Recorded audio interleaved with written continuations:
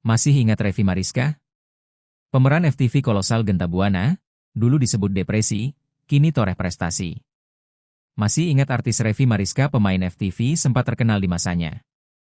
Revi Mariska diketahui sempat heboh lantaran beragam kontroversi dilakukannya. Bahkan dirinya sampai disebut mengalami depresi hingga nyaris gila.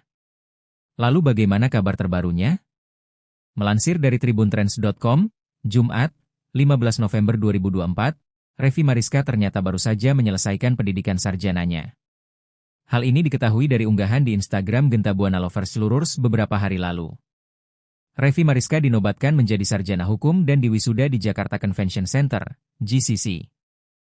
Dalam video yang diunggah Instagram Genta Buana, Revi Mariska terlihat mengenakan toga warna hitam merah.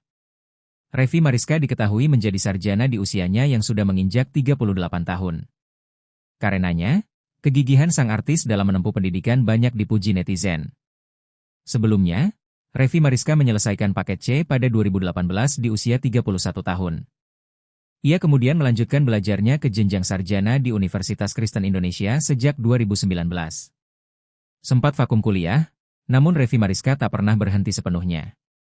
Ia tetap gigih menempuh pendidikan tinggi hingga lulus 5 tahun kemudian. Revi Mariska mulai dikenal publik setelah membintangi sinetron Angling Dharma pada 2001 hingga 2005.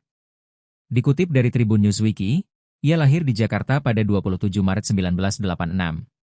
Pada saat bermain di sinetron bergenre kolosal, ia sempat dekat dengan lawan mainnya, Temi Rahadi. Namun hubungan keduanya tidak sampai ke jenjang pernikahan. Pada 2018, Revi justru menikah dengan M. Taufik. Selain sukses lewat peran Ratri Pramudita di Angling Dharma, Revi juga membintangi sinetron Karmapala pada 2002. Di tahun yang sama, ia membintangi sinetron Mahabharata.